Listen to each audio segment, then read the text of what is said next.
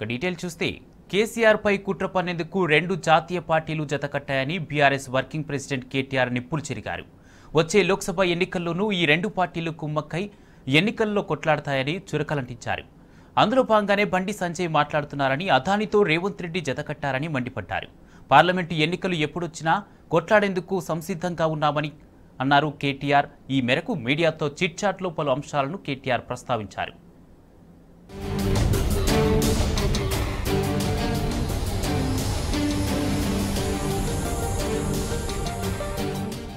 Davos పర్యటనలో నోటికొచ్చినట్లు మాట్లాడి తెలంగాణ ప్రతిష్టను దిగజార్చిన సీఎం రేవంత్ రెడ్డిపై బీఆర్ఎస్ వర్కింగ్ ప్రెసిడెంట్ కేటీఆర్ నిప్పులు చెరిగారు.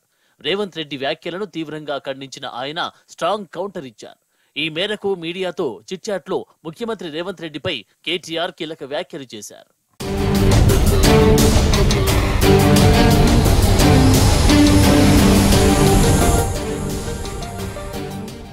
ముఖ్యమంత్రి రేవంత్ దావోస్ వెళ్లి ప్రపంచ వేదికపై పచ్చి అబద్ధాలు చెప్పారని బీఆర్ఎస్ వర్కింగ్ ప్రెసిడెంట్ కేటీఆర్ ఆగ్రహం వ్యక్తం చేశారు.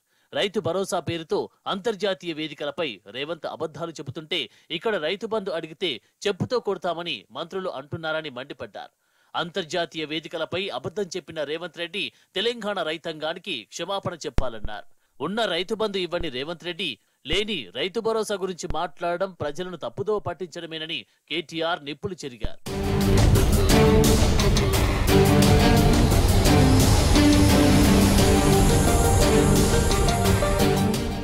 రేవంత్ రెడ్డి 45 రోజుల్లో సాధించింది కేవలం ఢిల్లీ పర్యటనలు చేయడం మాత్రమేనని కేటీఆర్ చురకలంటించారు. తెలంగాణ పరిపాలన ఢిల్లీ నుంచి జరుగుతుందని ముందే చెప్పామని, ప్రస్తుతం అదే జరుగుతుందన్నారు. రాష్ట్రం దివాలా తీసిందని చెబుతూనే ముఖ్యమంత్రికి కొత్త క్యాంపు కార్యాలయం ఎందుకు కడుతున్నారు అని ఆయన ప్రశ్నించారు.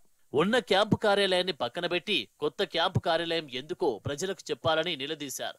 ఒకప్పుడు ప్రభుత్వ సలహాదారులు వద్దు అంటూ గతంలో కోర్టులో కేసులు వేసిన రేవంత్ రెడ్డి ఇప్పుడు రాజకీయ నిరుద్యోగులను సలహాదారులుగా నియమించుకుంటున్నారు అని చురకలంటించారు. ప్రభుత్వాన్ని రాజకీయ పునరావాస కేంద్రంగా మార్చారని కేటీఆర్ ఫైర్ అయ్యారు. 10 సంవత్సరాల పాటు రాష్ట్రానికి వస్తామన్నా తాము అదానిని రానివ్వలేదని కేటీఆర్ స్పష్టం చేశారు. అదాని పెట్టుబడులు మోడీకే లాభమని చెప్పిన కాంగ్రెస్ పార్టీ ఇప్పుడు ఆయనతో ఒప్పందం ఎలా చేసుకున్నారో చెప్పాలని నిలదీశారు. కాంగ్రెస్ లీడర్లు ఎన్ని రకాలుగా దృష్టి మరల్చే ప్రయత్నాలు చేసినా 420 హామీలు అమలు చేసేలా వెంటాడతామని స్పష్టం చేశారు.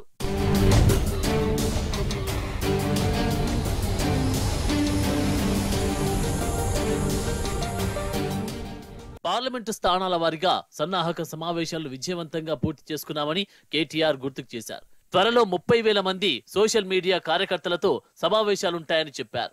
14 అసెంబ్లీ స్థానాలను స్వల్ప ఓట్ల మెజారిటీతో కోల్పోయామని గుర్తుకు చేశారు. మొన్న జరిగిన పార్లమెంటు సన్నాహక సమావేశంలో కార్యకర్తల నుంచి మంచి ఫీడ్బ్యాక్ వచ్చిందన్నారు కేటీఆర్. అటు కొత్త ప్రభుత్వంపై స్వల్ప కాలంలోనే పలు వర్గాల నుంచి విపరీతమైన వ్యతిరేకత వచ్చిందన్నారు కేటీఆర్. రాష్ట్రంలో ఉన్న లక్షల మంది ఆటో డ్రైవర్ల సమస్యలపై పార్టీ తరపున కొట్లాడతామన్నారు. ఆత్మహత్య చేసుకున్న 9 మంది ఆటో డ్రైవర్ల కుటుంబాలను ఆదుకుంటామన్నారు కేటీఆర్.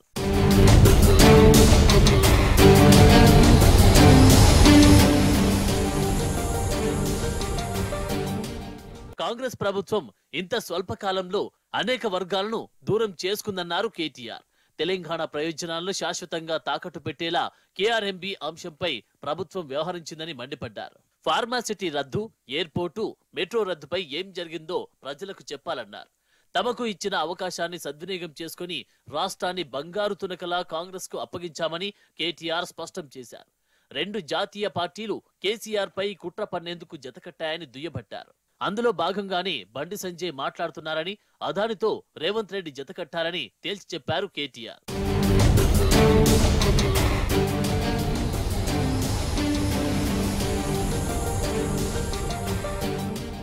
హామీల అమలును పక్కన పెట్టిన విషయం ప్రజలకు తెలియకుండా కాంగ్రెస్ ప్రభుత్వం ప్రజల అటెన్షన్ డైవర్ట్ చేస్తుందని కేటీఆర్ ఆగ్రహం వ్యక్తం చేశారు. నిరుద్యోగ వృత్తిపై బట్టి విక్రమార్క అసెంబ్లీలో తప్పుడు మాట చెప్పారని మండిపడ్డారు. రాష్ట్రంలో బెల్ట్ షాపులు ఎత్తేస్తామని చెప్పిన కాంగ్రెస్ ఈ రోజు ఎలైట్ బార్లు పెడతామంటుందని మండిపడ్డారు. కాళేశ్వరంతో 1 ఎకరాకు నీళ్లు రాలేదంటూనే కొండ సురేఖ 1,00,000 ఎకరాలకు నీళ్లు ఇచ్చినమని ఎలా చెప్తుందన్నారు. పంటకు 500 బోనస్ మద్దతు ధర ఇస్తారా ఇవ్వరో చెప్పాలని నిలదీశారు. ఎన్నికల కోడ్ అమల్లోకి రాకముందే జీవోలు ఇవ్వాలన్నారు.